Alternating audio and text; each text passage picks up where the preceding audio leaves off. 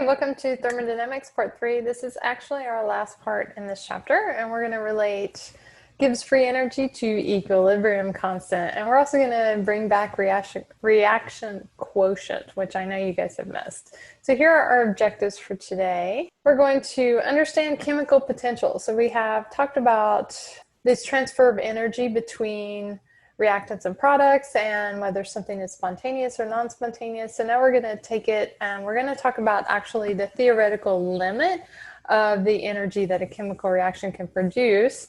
We're going to evaluate delta G under non-standard conditions, terms where we don't have standard conditions and we're looking at a chemical reaction.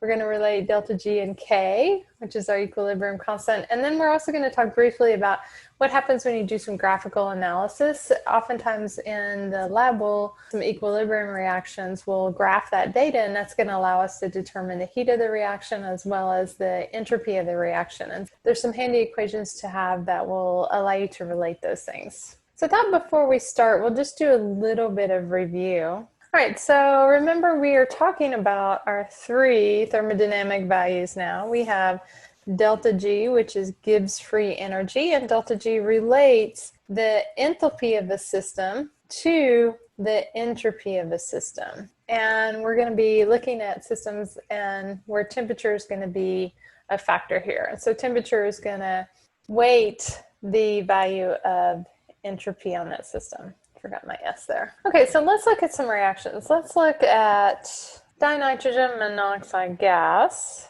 going to nitrogen gas, so it's decomposing here into oxygen gas. And my delta H of this reaction is going to be equal to 163, negative 163.3 kilojoules. Let's see if this is going to be favored. So I already know over here that delta H is going to be negative. And let's look at delta S. What would we expect for delta S? So I have 2 moles of gas on this side and I have 3 moles of gas on this side. So this is going to be favored from an entropy standpoint. So my sign here is going to be positive. So it's favored from an enthalpy standpoint, favored from an entropy standpoint. So my delta G here is going to be negative and it's going to be spontaneous. So this would be a reaction that would be spontaneous because both enthalpy and entropy are going to favor the energy for that. What if I have oxygen going to ozone? And my delta H for this reaction is 285.4 kilojoules. So now my sign for delta H for this reaction is positive. So this is unfavored from an enthalpy standpoint.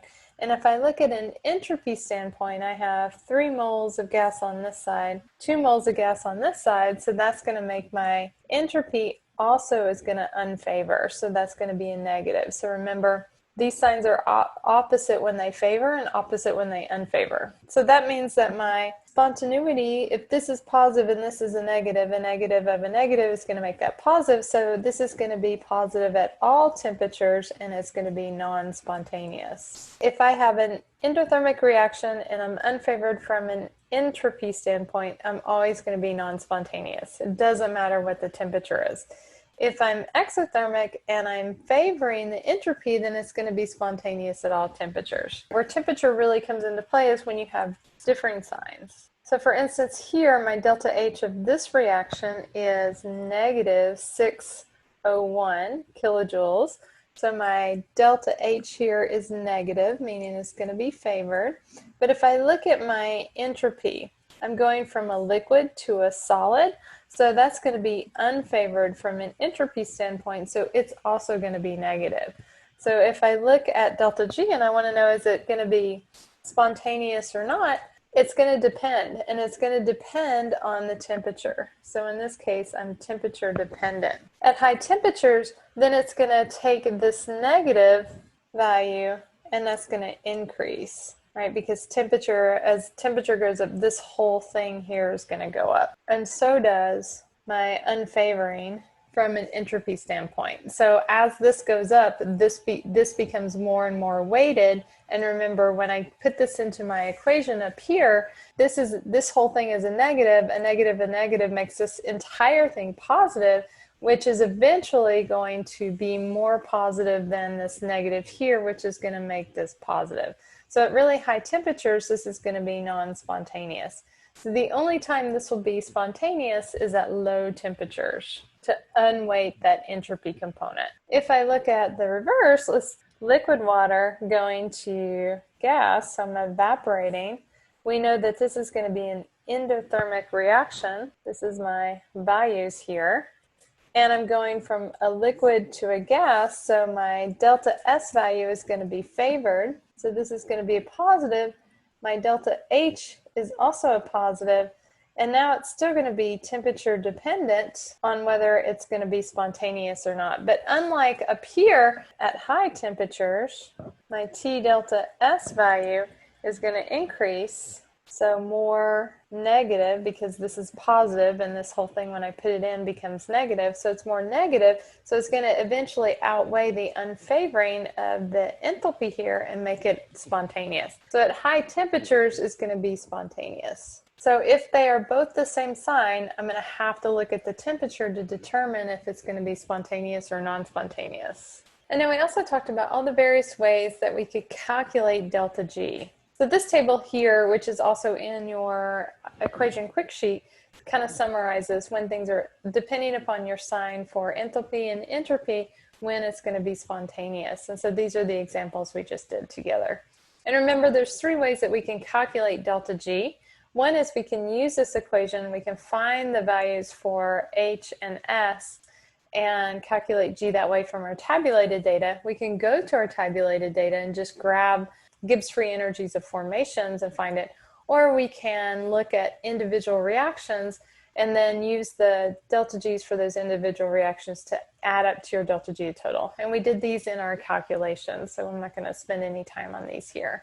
Just to say that there are these various different ways to calculate delta G for a chemical reaction. All right, let's talk about chemical potential, the maximum amount of work that a chemical reaction can conduct. Here in this slide, what you see is my maximum work. If I look at graphite and I react that with hydrogen, I'm going to form methane gas. And this is favorable from an enthalpy standpoint. I'm releasing energy to the surroundings in the form of heat. But I can't use all of that 74.6. Some of that energy is going to be lost to the surroundings. And so if I wanted to harness this reaction and use it to do chemical work, I wouldn't be able to get the whole 74.6 kilojoules. And so that's what chemical potential is. It's like it's going to be different for each reaction, and it's not something that you need to calculate, and it's not something that you need to predict. It's just a concept to be aware of, that the maximum amount of work, which is your Gibbs free energy, is going to take into account some heat that's going to be lost to the surroundings. And so your chemical potential is always going to be less than the heat that you're generating in an exothermic reaction. All systems will move to a state of lower potential energy, and so if something is going to be spontaneous, it's going to be moving to a system that has a lower potential energy than where you started from. So this 50.5, this maximum work here, this chemical potential, is also called the theoretical limit for this reaction.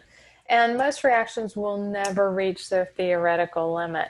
They're going to be less efficient than that. And so reactions that achieve this theoretical limit are called reversible reactions. They happen very slowly, and the free energy, the delta G, is drawn out in really small increments. All real reactions that are going to happen don't achieve this theoretical limit, and so they are what we call irreversible. So reversible reaction would be something that you were right on that theoretical limit, and so the reaction would go in one direction or it could go in the other sort of spontaneously. And so at that theoretical limit you could have this reversible reaction. But real reactions are irreversible, meaning that they can only go spontaneously in one direction. And so that's kind of how we think about reactions, and it's because you're never going to be able to reach this maximum theoretical limit. We're always going to be operating at something that's going to be less than that that chemical potential. All right, let's talk about non-standard conditions. So remember, we had standard state conditions, and standard state conditions dealt with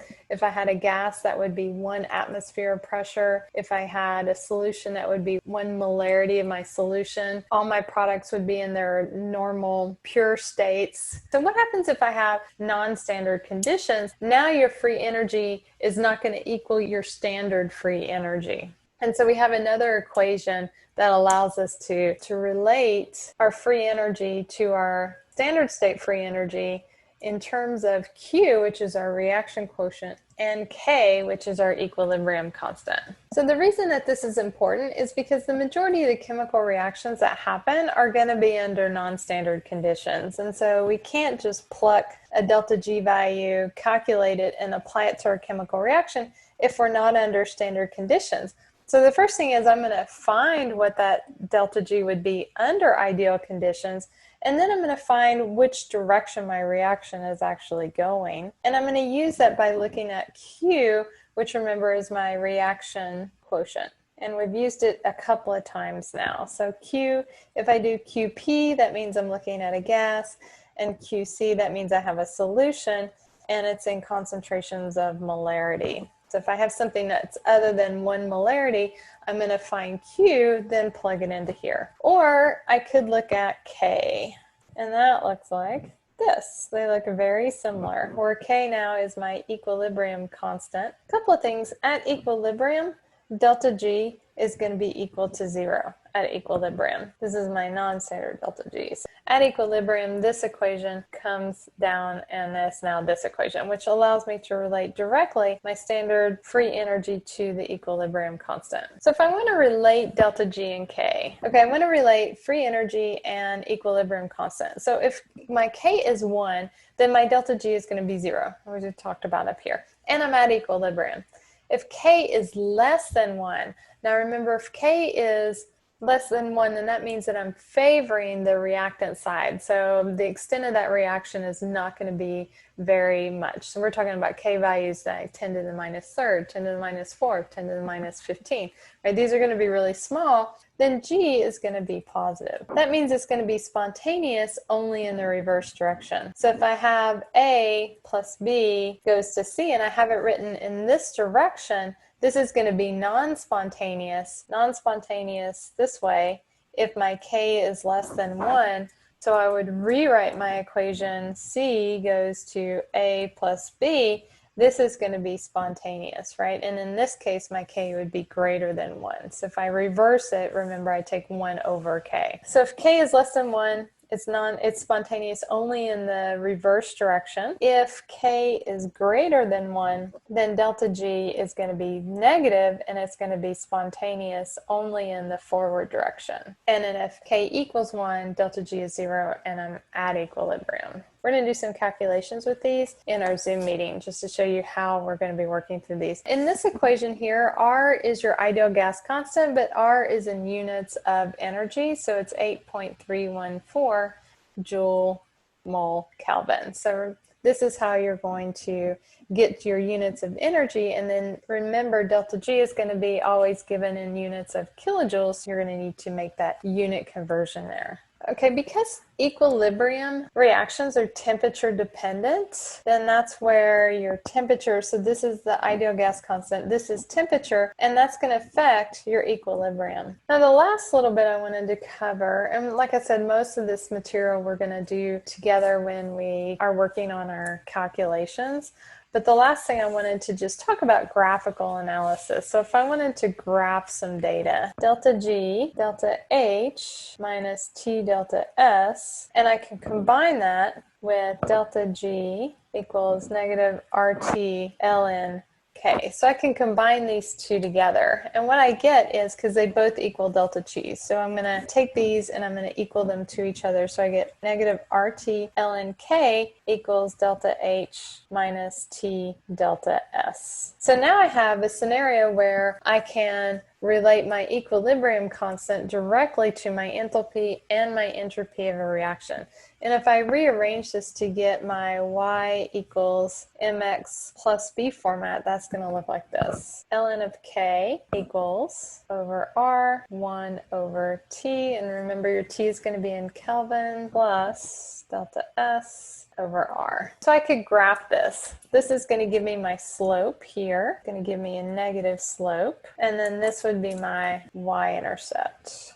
And so if I graph this data and I fit it to a linear regression line, I could get my slope, I could get my y-intercept, and from that, from my equilibrium data, then I would get my heat of my reaction. So remember, this is not the same as our graph that we did ln of k versus 1 over t. That was in the rate. So this was kinetics. So we did this graph here, and my slope was my negative activation energy over r. So this is different. So instead of not the rate constant, which is how we did this graph, this was in kinetics, this is my equilibrium constant, large K. So don't confuse these. The graphs look very similar because you're doing ln of k versus 1 over t, but this is a kinetics graph that allows you to find the activation energy using the rate constant, little k.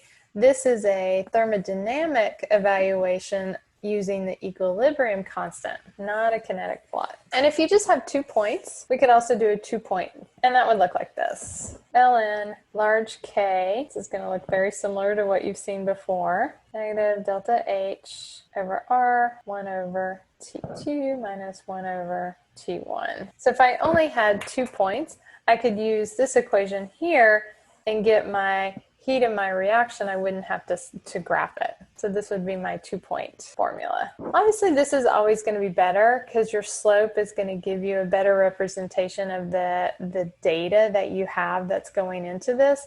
But if you only have 2 points, then there's no point graphing 2 points because you're going to get the same slope as you would if you use this equation here. And this is not what we're doing. So we're not looking at that rate constant. Okay, this kind of ends this chapter. And so this chapter is going to involve a lot of calculations. So I do encourage you to make sure that you're following along in the lecture problems when we're doing them in the Zoom meeting, and that if you have questions, that you reach out and ask. Okay? Otherwise, I will see you guys in our Zoom meetings.